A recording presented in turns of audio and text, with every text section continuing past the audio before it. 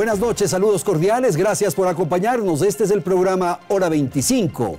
El Ecuador está sacudido por la ola de violencia, inseguridad y delincuencia. Las encuestas señalan que al momento este es el mayor problema que enfrenta el país. El viernes todos nos conmovimos con la noticia del asesinato del atleta olímpico Alex Quiñones, mientras que 7 presos aparecieron muertos en la cárcel de Guayaquil.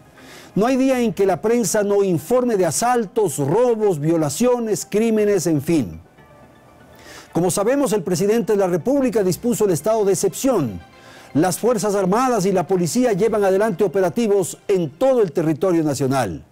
La inseguridad es un tema de Estado. Para enfrentar este mal debemos estar unidos todos. Nos compete a todos. Hoy habla aquí en el estudio central de Teleamazonas el flamante ministro de Defensa, el general Luis Hernández.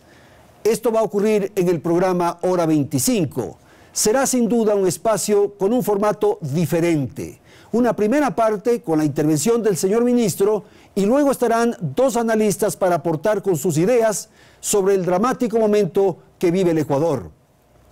Vamos a empezar con las preguntas. Ministro, hay un tema de enorme actualidad en atención a que se produjo este día y es esta situación que enfrentan montañistas en el Chimborazo. ¿Qué noticias hay sobre el rescate de estas personas? Buenas noches. Buenas noches, gracias por la invitación, estimado Andrés. En realidad es lamentable lo que ha sucedido en el Chimborazo. En este momento las Fuerzas Armadas con el contingente que tienen en el área están colaborando. Se encuadra en lo que yo había expresado en mi posesión, que las Fuerzas Armadas tienen que ser lo más útiles posibles al pueblo ecuatoriano, de manera que su capacidad instalada, que es amplia en muchos aspectos, pueda servir en diferentes aspectos de emergencia nacional.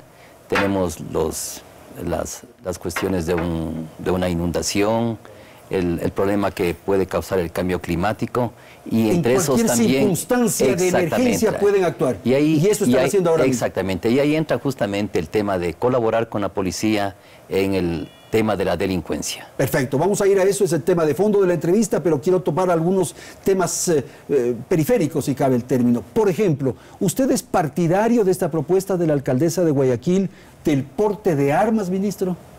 El porte de armas está demostrado técnicamente y con muchos estudios que la población armada es mucho más peligrosa para el conjunto de la sociedad. Ya. Si es que se autoriza el uso de armas, tiene que ser de una forma muy puntual para ciertos sectores y dentro de un análisis que signifique que realmente o que amerite que esa gente pueda tener las armas. Podría verse en algún lugar del área rural, pero eso también tiene un riesgo. ¿Pero usted es partidario de que esto ocurra en hechos excepcionales? Excepcionales, en circunstancias exactamente. Me gustaría ver una legislación y un proceso de entrega de armas a cierto sector de la población con los estándares que tienen países europeos, por ejemplo, no con los estándares que tiene Estados Unidos, porque es otra realidad. Claro. Pero lo que sucede es que el momento en que la población tiene armas, esas armas al final van a parar en el crimen organizado, van a parar en la delincuencia. Inclusive la misma sociedad, la sociedad en un momento de irritabilidad, recurre a la arma, no recurre tal vez a un golpe de puño o a un escobazo, digamos, disculpen la expresión tan simple, recurre a las armas. Está demostrado científicamente que no es lo más conveniente. Inclusive ha habido casos en Chile, en el Brasil, que por la violencia que se ha producido, porque muchas armas estaban repartidas en la población, se ha pedido a la población que entregue las armas sin necesidad inclusive de que le hagan un registro que por qué no compró de una forma legal, con tal que entregue la arma y el individuo podía salir, digamos, sin ningún problema del lugar de registro. Ministro, ¿y en el territorio nacional, en el Ecuador, existen gentes armadas? ¿Hay muchas armas que están circulando? Sí hay armas, sí hay armas, pero no en la medida realmente que podría presentarse si es que estarían repartidas las armas, inclusive legales en el país. Sí hay. Y es por eso que la policía y las Fuerzas Armadas están justamente haciendo estos operativos y en cada operativo nosotros vemos que encuentran armas. Y que son armas que están destinadas al delito. ¿Qué información hay, general? Claro, son armas destinadas a delito porque no son armas registradas. Entonces, desde ahí ya son armas ilegales. Entonces, en el momento que son ilegales, lógicamente entran a todo este proceso de ilegalidad y de crimen. Ministro, ¿usted es partidario de que se vendan los helicópteros DRUF? Bueno, es un tema que todavía no estoy entrado al 100%, tengo recién unos 5 días en el ministerio. Hay que revisar cuáles son los procedimientos, hay que ver las recomendaciones, porque los helicópteros DRUF quedó demostrado que no estaban en condiciones de volar de una forma segura. De 4 helicópteros hubo 2 accidentes, algunos de ellos fueron fatales, entonces nos hace pensar que no es lo más adecuado. Cuando yo tenía información de estos helicópteros ya se sabía que tenían deficiencias, es por eso que se los paró. Pero si se produce una venta seguramente es para que se aprovechen repuestos o algo por el estilo. Y en esta línea usted ha seguido el proceso judicial que hay en torno a exministros. Bueno, ¿y otros altos funcionarios? Bueno, ese no es un tema que me compete a mí, sino es la, pero usted ha hecho un seguimiento de eso. Todavía, bueno, lo que yo tengo que hacer es realmente informarme si es que me requieren información como ministro sobre lo que pasó. Hay ciertos temas que seguramente las personas que están siendo procesadas necesitan que les den cierta información y si es información que se la puede dar porque es así, hay que entregarlas para que ellos puedan defenderse. Ya que decimos de las ventas, también se habló cuando estaba de ministro el general Osvaldo Jarrín de la posibilidad de vender el armamento, los fusiles que habían donado la China. Bueno, él habló de que se iba a chatarrizar, a destruir. El ministro Donoso indicó que se les iba a dar utilidad a esos fusiles. Yo creo que hay que seguir en esa línea, hay que darles utilidad a esos fusiles y hay que, obviamente son fusiles donados que no nos ha costado a nosotros ni un solo centavo y si pueden servir para entrenamiento, para ciertos grupos de reservas, etcétera, hay que darles esa utilidad. El presupuesto de Fuerzas Armadas, ¿usted está tranquilo? ¿Hay los recursos suficientes? Siempre van a faltar recursos. Faltan recursos para Fuerzas Armadas como faltan para la Policía Nacional, faltan para la seguridad, pero el gobierno ha ofrecido en varias ocasiones fortalecer tanto a la policía como a las Fuerzas Armadas y eso va a suceder. Obviamente va a tomar un poquito de tiempo para que vayan entregándose los recursos, pero la idea y es el objetivo de este gobierno es fortalecer a las Fuerzas Armadas después de muchísimos años de descuido. Usted ve en el ejército, por ejemplo, los helicópteros están funcionando, helicópteros que se necesita para transportar personal, para hacer patrullajes en la frontera, en situaciones de emergencia. Ahora mismo en el Chimborazo, con un buen helicóptero, se puede avanzar con los rescatistas a lugares más cercanos donde están en este caso, los accidentados. Entonces, el ofrecimiento del presidente y dentro de los objetivos de este gobierno es fortalecer a las Fuerzas Armadas. Perfecto, ministro. El tema central de esta entrevista es el estado de excepción y las acciones que lleva adelante el Ministerio y las Fuerzas Armadas. De modo que vamos a presentar ahora mismo un reportaje, un trabajo hecho por nuestra compañera Belén Merizalde, justamente sobre el tema inseguridad. Adelante, buenas noches, Belén. Hola Andrés, amigos en casa, muy buenas noches. Los niveles de violencia que azotan al país generan angustia y preocupación. En medio de esta ola de criminalidad, el presidente de la República decretó el estado de excepción a nivel nacional y con él dispuso la militarización de 9 provincias del país. Horas antes, Lasso designó como nuevo ministro de Defensa al general del Ejército en servicio pasivo, Luis Hernández, a quien justamente le encomendó enfrentar las amenazas que han llevado al país a vivir esta escabrosa situación. Veamos un corto resumen de los hechos. ¡Auxilio! ¡Auxilio!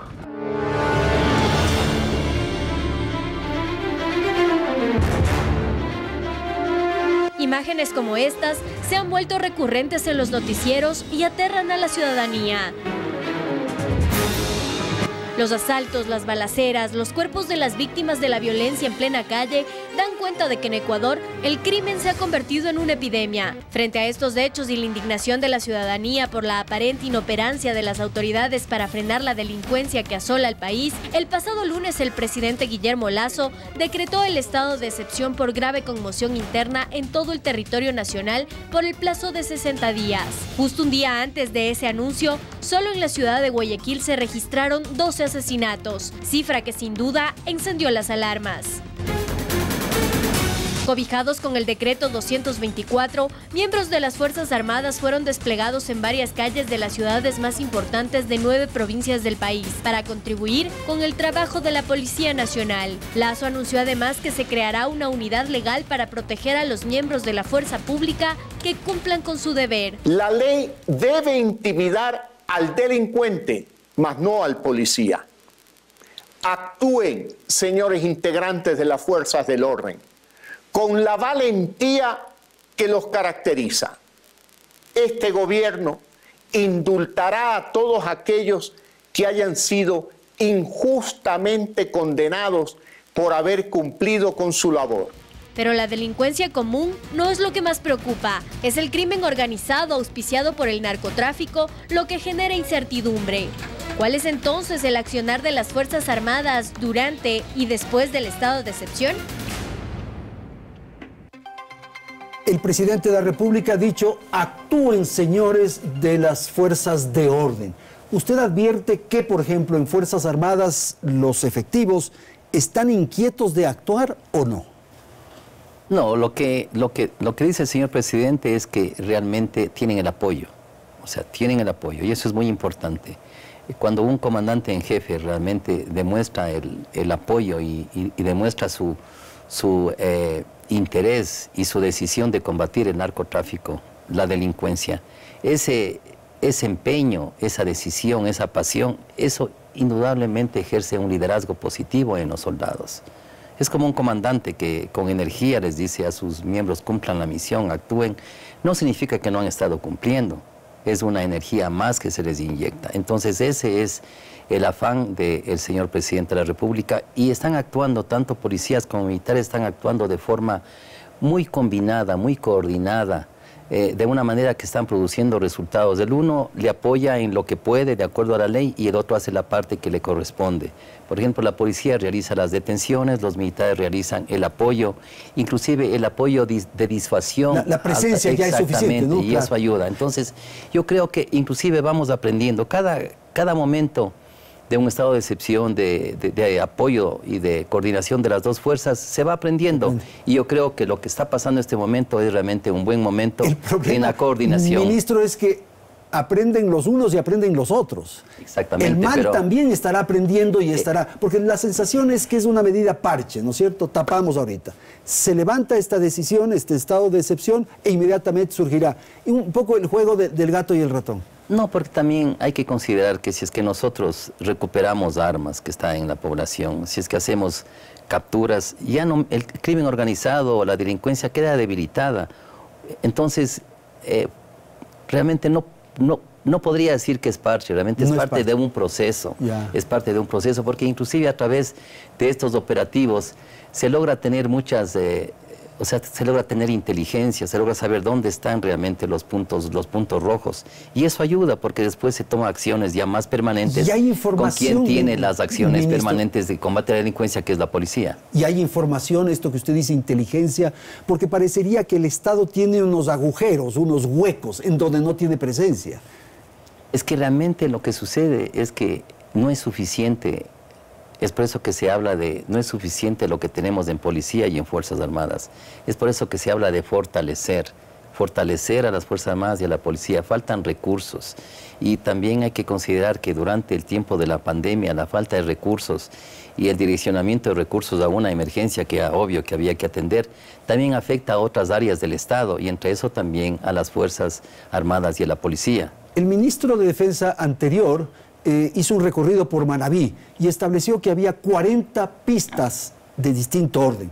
Y claro, un altísimo porcentaje de eso era ilegal. Entonces yo hablo de estos huecos, ministro, de estos espacios. Fíjese que en la refinería, en la explanada de la refinería del Aromo, entran y salen avionetas. Claro, justamente esas son las tareas que el gobierno ha tomado con mucha prioridad. Y es por eso que se va a colocar los radares de Montecristi. Estamos a un paso de ya empezar a operar con el radar de Montecristi. Físicamente ya está muy cerca el radar de la montaña donde se le va a colocar. Entonces, una tarea que inclusive es parte de la estrategia que tenemos y que es una un deber permanente de las Fuerzas Armadas es el control del territorio. O sea, nosotros no podemos dejar de saber qué pasa en nuestro territorio. De modo que esta apreciación que yo le formulo de estos espacios, de estos huecos, ¿no es tan cierto? ¿O sí es? Claro, existen lugares, por supuesto. Hay senderos, hay rutas sobre las cuales no tenemos presencia, ministro. Claro, pero justamente por eso tenemos que aumentar los niveles tecnológicos de control de territorio.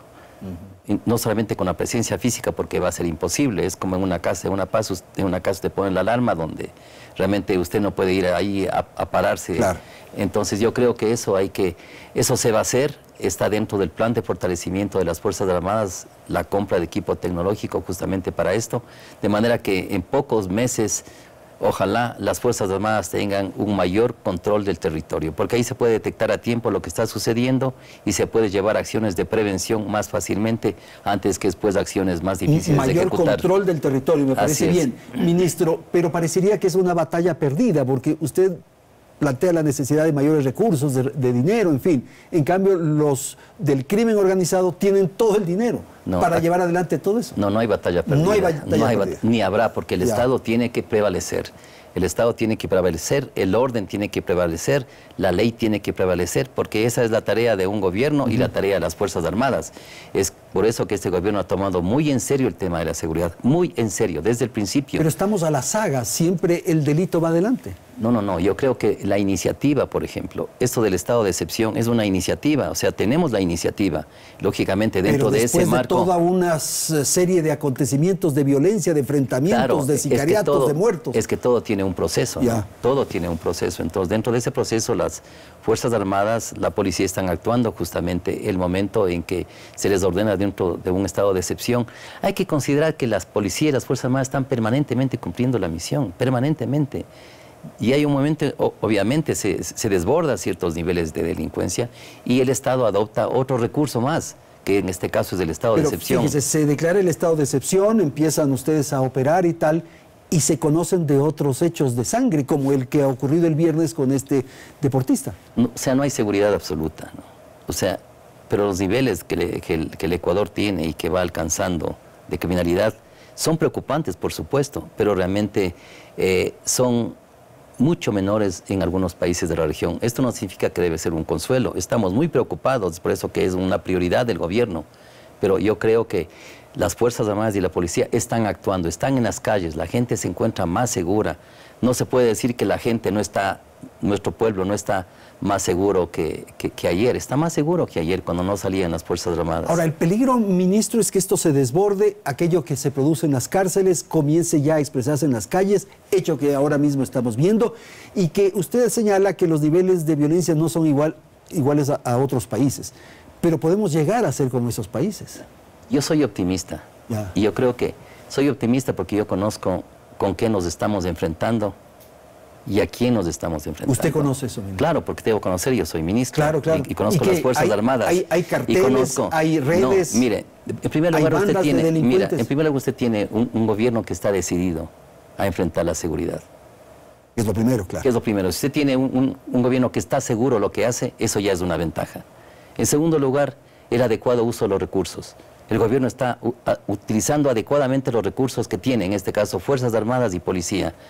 El adecuado uso de la ley. Tiene el estado de excepción que le permite justamente la Constitución.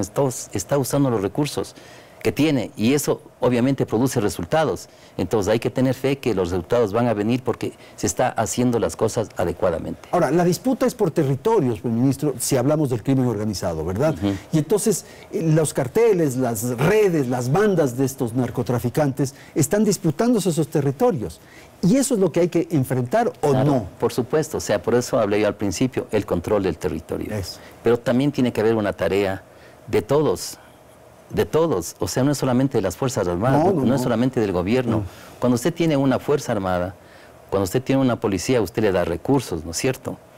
Le da recursos, le da una misión y le exige resultados, porque así tiene que ser. Pero en cambio, uno tiene que pedir recursos también legales. Pero si tenemos una asamblea que lamentablemente tiene ahí represadas ciertas leyes que son sumamente necesarias. Hay un par de leyes que tienen que ver con Fuerzas Armadas, ¿no? Que tienen que ver con Fuerzas Armadas, que vienen desde la asamblea anterior, por ejemplo, la ley de personal. Claro. Es una ley que mejora la forma como va a conducirse la disciplina. Entonces, si usted tiene soldados que tienen que regirse por una ley que realmente es más estricta con la disciplina y que va a castigar al mal elemento que siempre existe, ayuda a todo esto que hablamos de combatir a la delincuencia con las herramientas adecuadas.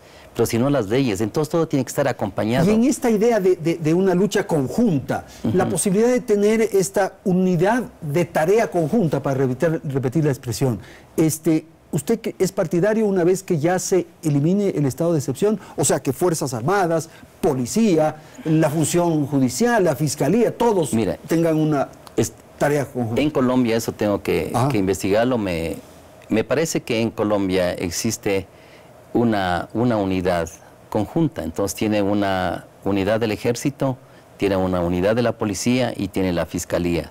Entonces, como un todo, usted va y ocupa una parte del territorio donde hay minería ilegal. Entonces, en ese momento se producen todas las acciones necesarias y usted ya saca el producto final. Claro. Ya saca usted al detenido, la Fiscalía realiza la investigación y de acuerdo a eso ya inclusive sale con los niveles de detención que pueden ser necesarios. Esas son las nuevas formas de ir enfrentando estas situaciones asimétricas, ¿no? Entonces yo creo que sí, hay que hacerlo si es necesario y hay que tomar los ejemplos de los países vecinos, de otros países del mundo. Pero aquellos que sí han logrado vencer al delito, al mal, porque aquellos que no han logrado vencer, capaz que no son el mejor ejemplo, pues, ministro. O sea, en Colombia sí hay resultados positivos también de eso. Pero está presente, la efervescencia está ahí. Es que en Colombia también es un país muy grande. El control del territorio también no es fácil. México, no Centroamérica, porque muchísimos países están tomados. Exactamente, y además de eso se tiene que considerar la corrupción que existe, la corrupción en diferentes niveles. Entonces es un asunto de realmente mucha constancia y mucha determinación. Eso es importante porque ¿qué es lo que sucede? Que cuando se está en estos, y también sucede en muchos niveles de la sociedad, porque esto es una lucha de todos. Cuando digo de todos, de todos. El problema es que es de todos y es de ninguno. Esa es alguien tiene que liderar esa lucha. Exactamente, pero los demás tienen que estar convencidos que el que lidera está haciendo la cosa correcta y apoyar la cosa correcta, porque esto depende de todos. Entonces usted ve que es como un barco que está en medio de la tormenta y hay que mantener el rumbo con determinación. Pero si usted escucha lo que está pasando, acá le dice que viene el rayo, acá la otra, el viento más fuerte, usted se pierde. Entonces yo creo que es importante la determinación. Y es fundamental esto para la reactivación económica, incluso todos sabemos aquello. Fíjese el esfuerzo de la vacunación. Y claro, había la esperanza, la expectativa de que esto pueda contribuir en la reactivación. Pero esto otra vez genera dificultades. O sea, los inversionistas tendrán pavor de venir acá. Se está produciendo la reactivación. Se han creado 200.000 empleos en los últimos 4 meses. O sea, hay reactivación. Y además son ciertas provincias que tenemos de este problema. La mayoría son las provincias de la costa.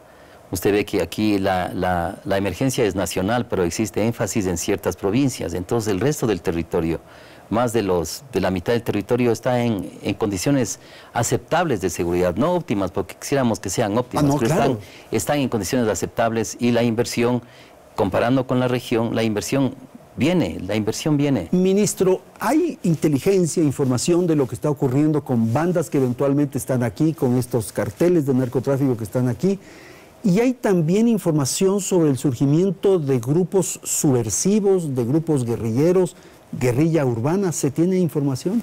No se tiene información. Indudablemente hay que considerar que estamos en otro momento. Las redes sociales. Usted ve que antes, por ejemplo, cuando había la guerrilla, cuando había el Alfaro Vive, por ejemplo, usted para repartir una pancarta, claro, un manifiesto, etcétera, usted tenía que ir de casa en casa clandestinamente entregando. Ahora usted lo hace a través de las redes sociales. ¿Y las redes sociales están en eso o no cree? Entonces una sola persona, sin que signifique un grupo subversivo, puede hacer aparecer como que es un grupo subversivo. Entonces, hay que tener mucho cuidado en lo que sucede en las redes sociales, pero desde el punto de vista de inteligencia, de la información que ustedes nosotros tienen, no conocemos que exista grupos que estén organizando de esa manera que usted lo menciona. Ministro, estamos asistiendo a una semana, se inicia una semana extremadamente compleja. porque hay movimientos sociales, organizaciones populares, el movimiento indígena e incluso los transportistas que amenazan una movilización con oportunidad del tema del congelamiento de los precios de los combustibles. ¿Usted tiene noticia de que esto pueda ser otro octubre del 2019? Bajo ningún punto de vista. No hay las condiciones. Los transportistas, la mayoría, yo conozco que ellos no van a apoyar ninguna acción, ellos están en diálogos con el gobierno, en muy buenos diálogos, y yo creo que por ese lado no va a haber ninguna acción de hecho. En el caso del movimiento indígena, que tiene todo el derecho de expresarse, su protesta, su inconformidad, pero lo que no pueden es afectar la ley. Ellos tienen que cumplir lo que dice la ley. La ley es para cumplirla, y nosotros como Fuerzas Armadas tenemos que hacer cumplir la ley. Nosotros tenemos que proteger los derechos de los 14, 15 millones de ecuatorianos que quieren trabajar, que quieren producir. La manifestación del sector indígena, muy respetable, puede hacerse, pero dentro de los márgenes que establece el momento en que traspasen intervención de Fuerzas Armadas de la ley, y del orden. ¿Qué ocurrió en octubre del 2019? ¿No estuvieron las Fuerzas Armadas alertas sobre lo que sucedió en la ciudad de Quito particularmente? Lo que yo creo es que cada momento es diferente, y yo no conozco las disposiciones que recibieron las Fuerzas Armadas del nivel político para que ellos cumplan su misión. Ahora lo único que nosotros tenemos que hacer es lo que establece la ley. La ley dice que tiene que ser respetada, tiene que haber orden, que las manifestaciones pueden producirse siempre y cuando sean pacíficas y siempre y cuando no interfieran con los derechos de los otros ciudadanos. No creo que un grupo, por respetable que sea, tenga el derecho de afectar los derechos de los otros ecuatorianos. Y el Estado como tal tiene que utilizar todo su poder legal y todos sus recursos para hacer que se respete la ley y que no interfieran con la vida y el nivel productivo y el deseo de trabajar, el deseo de transitar del resto de los ecuatorianos. En esto la ley le faculta esa posibilidad. Le planteo esto por lo que hablamos hace unos minutitos, en el sentido de que hay leyes que están postergadas, rezagadas en el Parlamento. La ley del uso progresivo de la fuerza, por ejemplo. A ver, si usted, por ejemplo, está en una carretera y está poniendo un obstáculo, usted está cometiendo un acto delictivo. La policía va y le captura, ¿no es cierto? Seguro. Entonces, si es que algo así... Debería capturarlo, porque es... Si es que algo así se produce, la ley está bien clara. Si es que hay manifestaciones que lo que hacen es interferir el libre tránsito, son obstáculos, eso está penado por la ley. Entonces, si es que eso sucede, el que está haciendo eso está cometiendo un acto delictivo y va a actuar la fuerza que tiene que actuar en esas circunstancias. Vamos a terminar, ministro, esta primera parte del programa con su participación. Le quiero agradecer. ¿Usted sabe qué carteles operan en el Ecuador del narcotráfico? No tengo información al respecto. Tengo que adecuadamente informarme, pero obviamente existen carteles internacionales, mexicanos especialmente, que transitan en la región. ¿Y hay la posibilidad de que esos carteles que hayan intervenido en Fuerzas Armadas, que ciertos miembros de Fuerzas Armadas estén involucrados? Ellos van a tratar siempre de infiltrar no solamente las Fuerzas Armadas, sino de hecho, todos. Se han dado casos, ¿no? Exactamente. Destacamentos militares. Exactamente, y el Estado tiene la obligación de verificar si es que eso no existe. Y como ministro de Defensa, yo justamente estaré muy pendiente y muy al tanto de lo que sucede día a día con los miembros de Fuerzas Armadas, para que las Fuerzas Armadas siempre estén limpias o lo máximo posible, para que de esa forma puedan enfrentar constantemente y de buena forma a este crimen que usted lo menciona. ¿Fronteras sur y norte controladas a esta hora? Están controladas. Obviamente no hay un control absoluto porque es una frontera bastante porosa, pero a eso viene el fortalecimiento de las Fuerzas Armadas, para que contemos con mejores y mayores recursos tecnológicos de personal. El gobierno inclusive ha ofrecido aumentar el personal en Fuerzas Armadas, que fueron realmente durante 14 años disminuidas en su personal, en su operatividad, en sus recursos, en su nivel tecnológico. Ha ofrecido el gobierno, el señor presidente Lazo nos ha ofrecido realmente a las Fuerzas Armadas que va a dar todo el apoyo, y ya está sucediendo de esa manera. ¿Usted cree que va a dar resultado este decreto de excepción y la intervención de Fuerzas Armadas en calles, carreteras, avenidas del país? Está dando resultado, porque inclusive en la sensación de la población, si usted está yéndose de aquí a Otavalo, y usted encuentra militares en la carretera, policía en la carretera, usted se siente más seguro hasta cuando se le baja la llanta, sabe que le van a ayudar ahí a dar la seguridad mientras usted cambia la llanta. Ministro, muchísimas gracias por su concurrencia al estudio de Teleamazonas y haber conversado en torno a lo que ocurre con la seguridad, en atención al decreto de excepción dispuesto por el presidente de la República y que tiene que ver con la tarea de Fuerzas Armadas. Ha sido el ministro Luis Hernández, aquí en los estudios de nuestro canal. Pausa y volvemos con un análisis de lo que sucede en el Ecuador.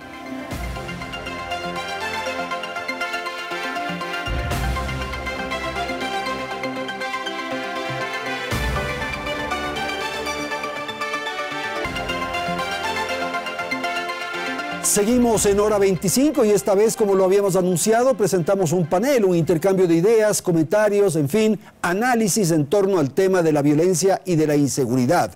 Para ello nos acompaña el doctor Luis Córdoba. El doctor Luis Córdoba es profesor universitario e investigador en torno al tema seguridad. Y gracias también al general Patricio Carrillo, excomandante de la policía. Bienvenidos, señores, gracias por estar aquí y vamos a empezar. Sin perjuicio de analizar algo de lo que dijo el ministro en el segmento anterior, quisiera, Luis, si usted es tan amable, que ponga en contexto qué es lo que está ocurriendo desde su perspectiva en torno a la inseguridad, a la violencia, delincuencia, en fin. Buenas noches. Muy buenas noches, Andrés. Gracias. Muy buenas noches, general. Yo creo que en el Ecuador lo que tenemos que distinguir es, primero, si queremos hablar sobre este estallido de violencia criminal, primero, y segundo, sobre la creciente criminalidad como fenómeno que se ha dado en el Ecuador. Dos datos para empezar. Según el Índice Global de Crimen Organizado, el Ecuador actualmente es el segundo país con mayor criminalidad en Sudamérica. Solo Brasil está por delante de Ecuador. Es decir, el nivel de criminalidad ha crecido enormemente. Pero dentro de la criminalidad... Pero eso se calcula en atención al número de habitantes, en fin, ¿no? Por supuesto, y se calcula en todo en base a una serie de indicadores. Ahora, en la criminalidad creo que hay que distinguir tres elementos al menos. Una cosa es la criminalidad común, otra cosa es el nivel ya del pandillerismo que puede tener distintas manifestaciones y otra cosa mucho más compleja son los grupos del crimen organizado. En el Ecuador, esos grupos del crimen organizado vienen operando en distintos mercados. Entonces, quizás se unieron los tres segmentos. No, de hecho tienen vasos comunicantes entre esos tres segmentos. Ahora, ese es el uno. El otro tema es el de la violencia criminal. Y yo creo que aquí es fundamental empezar señalando cómo ha ocurrido la situación en el Ecuador. Aquí nosotros hemos publicado el día de hoy noche este Brief Policy para entender un poco la propuesta que hacemos respecto a cómo podríamos encaminar esto. Y este es un gráfico que es la evolución de la tasa de homicidios en el Ecuador desde 1980 al 2021. Como usted ve, Andrés, la tasa de homicidios fue creciente y solo en el periodo... Préstame, yo te ayudo aquí. Y solo en el periodo, solo a partir del 2008 empieza un decrecimiento. ¿Qué ocurre en el 2017 y 2018? Eso es lo que hay que discutir. ¿Por qué a partir del 2017-18 comienza una tendencia ascendente? Y ahí ¿qué cree que ocurrió? Al menos de nuestra investigación, los primeros hallazgos nos permiten constatar dos cosas. El descenso de la tasa de homicidios en la época del gobierno de Rafael Correa se produjo por una combinación de políticas de seguridad ciudadana punitivas, estrategias de prevención social o situacional y, lamentablemente, durante ese gobierno también se tejió una red extorsiva de protección del Estado para ciertos grupos del crimen organizado. Gracias, doctor. General, su apreciación. Buenas noches. Buenas noches, Andrés. Gracias. Un gusto poder saludar al doctor, a todos los ecuatorianos. Yo creo que el Ecuador está viviendo un complejo problema de inseguridad, producto de que tenemos un modelo de seguridad que se ha agotado. Y se ha agotado por varias razones. Una de las principales es que la visión geopolítica y la visión ideológica con la que se construyó la Ley de Seguridad Pública del Estado en el año 2009 ya hoy es ineficiente. Además, creo que la presencia del COVID como pandemia generó unas transformaciones en varios aspectos. Por consiguiente, hay que revisar la política pública de seguridad, que se ancla en un triángulo: defensa, seguridad ciudadana y gestión de riesgos. Y quedan excluidas otras instituciones del Estado. Por eso es que nosotros miramos cada acontecimiento como un hecho, pero no miramos como un fenómeno. Y la información que se va produciendo no alcanza el conocimiento adecuado como para poder estudiar desde la causalidad, desde la epísteme de los problemas, para poder plantear soluciones. Ahí creo yo que radica uno de los principales incomprensiones, ¿no? Una disonancia cognitiva en varias autoridades para poder plantear desde el Estado, en el Ejecutivo, en el Legislativo. Hay una mora legislativa grande porque el crimen organizado es adaptativo y el Estado camina con mucho más lentitud.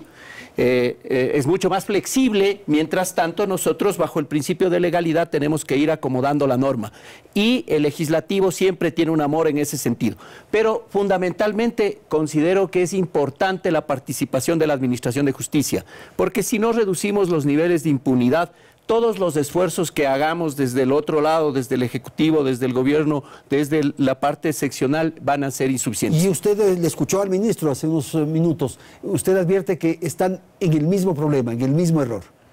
No plantean una nueva propuesta. Yo considero que están con las soluciones únicas, y las soluciones únicas terminan siendo operativos combinados, operativos en la calle, no resuelven el que problema. Yo creo que resuelven en parte un tema en espacio y en tiempo. Claro. Ahora con el estado de excepción por los 60 días resolverán lo que es delincuencia común, pero no se profundizan en lo que es crimen organizado. Y el crimen organizado necesita ser atendido de una manera absolutamente diferente, aparte de que es desestabilizador, porque integra muchas crisis. Aquí está integrada la crisis migratoria, la crisis carcelaria, la crisis de los mercados ilegales que generan enorme rentabilidad, la corrupción, el lavado de activos. Entonces, si no nos enfocamos en esta parte, nosotros no vamos a lograr solucionar el problema. Doctor Córdoba, usted escuchó también al ministro, no sé si quiera comentar algo de lo que oímos hace un momento y sin perjuicio de analizar lo que acabamos también por parte del general.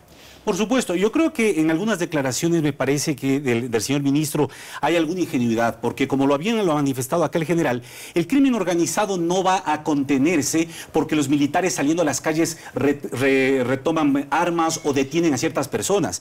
Lo que mueven a estas estructuras son economías ilícitas, y mientras no exista una comprensión, inteligencia estratégica sobre cómo están operando esas economías ilícitas que están lavando dólares y lavando dinero en gran parte de las actividades económicas del país, es imposible contrarrestar. Pero, sí, a ver, perdón. Ahora, pero aquí viene un problema central, que es lo que nosotros estamos planteando acá. El crimen organizado no funciona al margen del Estado. Necesita tener la participación, la colusión de agentes de la seguridad del Estado, policías, militares, de la función legislativa, de la función ejecutiva, de la función judicial. Por eso es que lo primero que creemos nosotros debe hacer el Ecuador en este instante, para poder disminuir, contrarrestar la violencia criminal, es una depuración de las fuerzas de seguridad. ¿Usted cree que están infiltradas? Pero por supuesto, si los elementos de prueba son innumerables. La pregunta central es, acordémonos, por ejemplo, que se encontró 1 tonelada de droga en el hangar principal de la base aérea de Manta. Seguro. Por supuesto, ¿y cómo llegó esa tonelada dentro del hangar? Acordémonos, por favor, en octubre de 2018, la operación Ciclón lo que hizo es capturar a una red que traficaba armas del ejército ecuatoriano hacia la frontera norte. ¿Dónde están estas implicaciones? Pero ese sí es casi una batalla perdida, entonces. No es una batalla perdida si es que el gobierno decide con entereza hacer este proceso de depuración que ya ha ocurrido en otros países.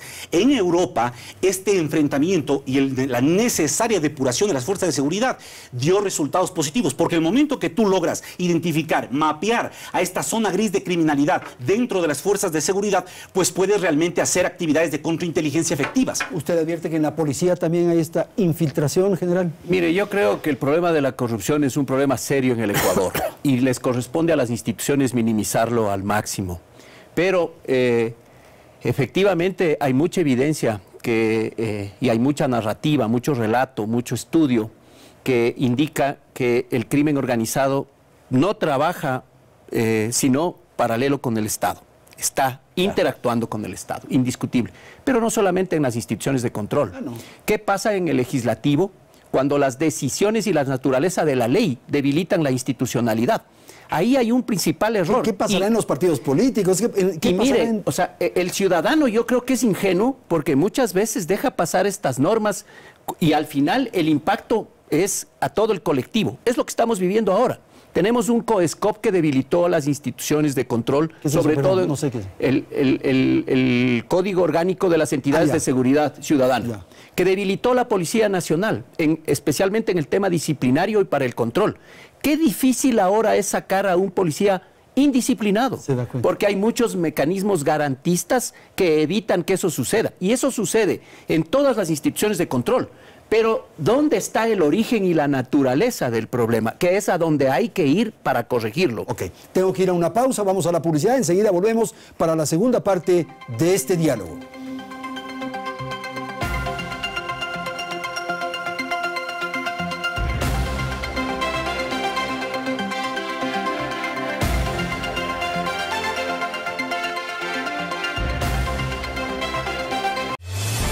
...2020 fue un año en el que la gente ha pensado ¿qué estoy haciendo con mi vida? Y creo que eso es lo que ha traído a estos participantes a este lugar. Este es el viaje que todos estaban esperando, a hacer realidad sus sueños. MasterChef, estreno 15 de noviembre. El verde evoca la esperanza y también es el color de mis finanzas. El verde está en la libertad del viento y la pureza de los páramos que protegemos. El verde es futuro, porque así lo percibo cuando ahorro pensando en mis hijos. El verde es tecnología, porque así se siente no malgastar papel y hacerlo todo online. Por eso, elijo un banco verde, Produbanco, en pro de ti. Aquí es donde todo empieza. En la Uniandes, reunimos a grandes intelectuales del siglo XXI. Una universidad en la que apostamos a cada propósito de vida, refinando cada concepto. Descubriendo más sobre las necesidades nacionales. Una educación superior, académica y profesional. A Ranchero, le echamos por salud sal rosada del Himalaya. Por cada sobre de rancherito que le eches a tu comida, Ranchero entregará una contribución a la Fundación Poli Ugarte. Cámbiate tú también y todos juntos apoyemos a los ecuatorianos que hoy más lo necesitan. Ranchero es solidario.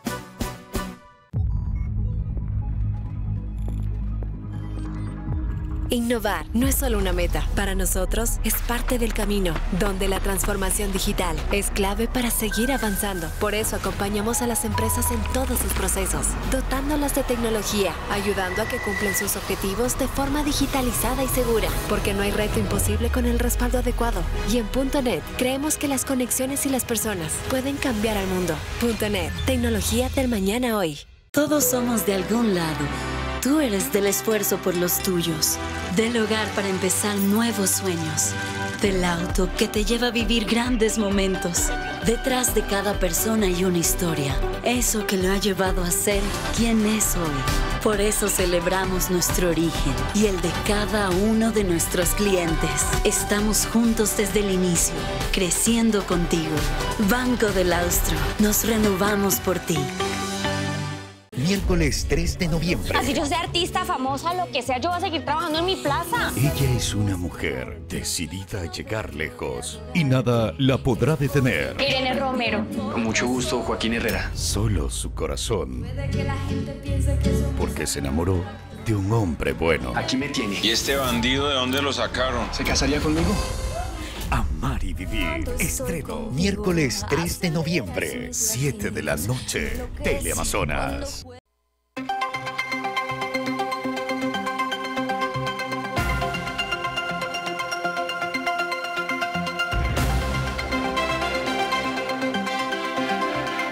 Gracias por continuar en nuestra sintonía. Las cifras de delitos cometidos en el país se han incrementado en este año. Y eso que estas no reflejan la realidad, porque los niveles de denuncia en el país son bajos, por la falta de confianza en el sistema judicial. En lo que va del año se han registrado 1.900 asesinatos, es decir, 500 más de los que se reportaron durante todo el 2020. Antes quizá nos acostumbramos a leer en periódicos o ver en noticieros televisivos que las muertes violentas se producían por ajustes de cuentas entre miembros de bandas delincuenciales. Pero ahora, un 30% de los casos son personas que intentando defenderse murieron en manos de los delincuentes. Guayaquil y Quito, las ciudades más pobladas del país, son las que tienen la mitad de la incidencia delictiva a nivel nacional. Pero en la provincia del Guayas existe una particularidad, pues el 70% de las muertes violentas tienen alguna relación con el narcotráfico. De allí que este tema hoy se convierte en una de las principales preocupaciones, pues el Ecuador dejó de ser un país de paso para convertirse en una bodega del narcotráfico y en un lugar de consumo. Los decomisos de droga desde enero hasta la fecha alcanzaron un récord anual de 147 toneladas, contra las 128 toneladas capturadas en 2020. Y estas cifras son solo una mínima cantidad de la droga que en realidad pasa por el país. En cuanto a robos, según cifra de la Fiscalía en este año, se han denunciado más de 16.000, es decir, unos 66 robos por día. Después de ver estos datos, vamos contigo, Andrés. Gracias, Belén. Vamos entonces a conversar con nuestros panelistas y me parece interesante estas cifras que Belén ha puesto en torno a lo que ocurre con el crimen organizado, los carteles, disputas que hay por territorios, por espacios. Parece que hay vendetas incluso por lo que se ha logrado decomisar, intervenir en esos envíos que habían. Por favor, doctor. Me parece que son lecturas equivocadas. No es que porque detienen más drogas se enojan los carteles y van a salir más armas. Ese es un error. En el Ecuador, la primera mito que hay que desmontar es que los carteles que operan son mexicanos. Los carteles que operan acá, las estructuras que operan con el narcotráfico son ecuatorianas. Y voy a dar un dato importantísimo.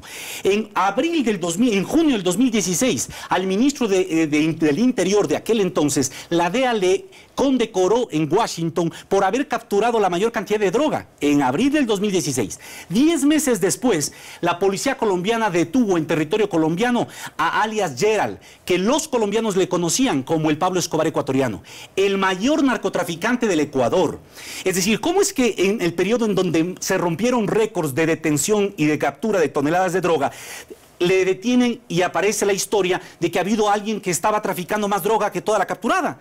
Eso no se entiende sino por lo que acabo de decir, entonces, actos colusorios y presencia de crimen organizado. Capturado, en 2017 le capturan a alias Gerald y es a partir de ahí que casualmente empieza también la creciente estallido de violencia criminal. Ese es el inicio, el origen de este nuevo... Claro, porque al capturarle a alias Gerald y al cambiar el gobierno, su política, el gobierno ya de Lenín Moreno, se rompe esta red de protección extorsiva que funcionaba desde el Estado. Pero quienes participaban de esta red no han sido eliminados ni de la policía ni de las Fuerzas Armadas. Y por eso es importante la depuración. Esta versión suya, pero con Rasquiña, que ese fue el detonante. Eso es equivocado, porque Rasquiña es asesinado en el 2020 y Rasquiña, alias Gerald, él proviene de los rastrojos. A partir del 2010 hace alianza con los choneros y traficaba droga en un sistema multimodal a través del Pacífico desde las costas manabitas. Entonces lo que pasa es que yo creo que los mitos nos están llenando la cabeza, como el mito de que muchos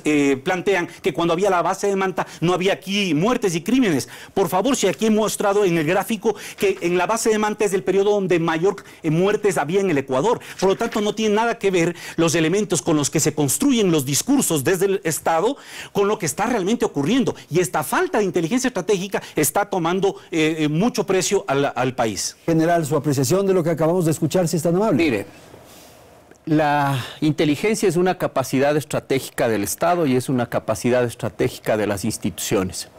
Y en ese sentido, uno de los principales objetivos, al menos en la policía, es que a través de procesos de inteligencia y contrainteligencia, nosotros podamos ir descubriendo si alguna persona, especialmente líderes, gestores de la seguridad en la institución, han sido cooptados por el crimen organizado.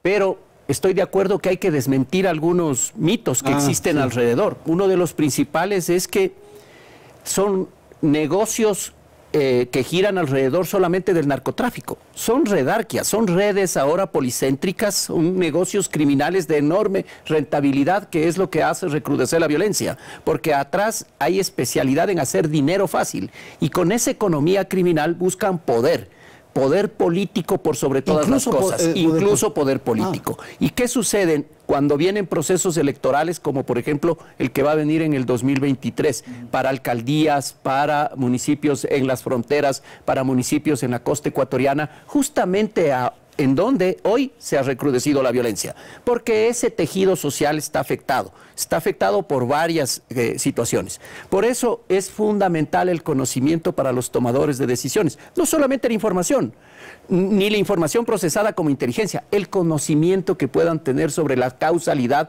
y sobre todos los efectos que están teniendo.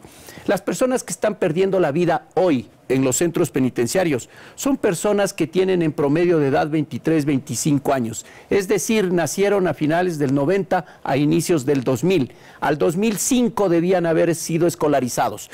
15 años no han sido escolarizados y hoy estamos pagando las consecuencias. Hoy estamos viviendo justamente y el perfil de las personas que están siendo víctimas en estos barrios donde el tejido social ya ha sido permeado por el narcomenudeo, por el microtráfico, por el consumo. Entonces ahí van la problemática. ¿Cuál es la propuesta? ¿Qué hacer? La propuesta es pensar ya en un concepto de seguridad integral, con un pentágono en donde las instituciones del Estado, que representan al legislativo, al ejecutivo, al judicial, la rehabilitación social, la reinserción, sea evidente y sea eficaz.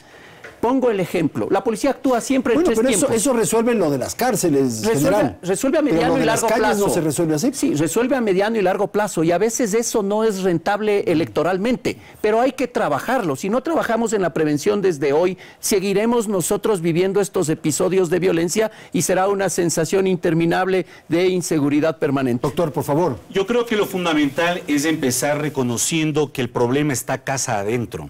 El problema no está afuera, porque la sociedad y el Estado en el fondo es una relación social compleja. Hay zonas del Ecuador donde operan mercados criminales, pero no hay violencia.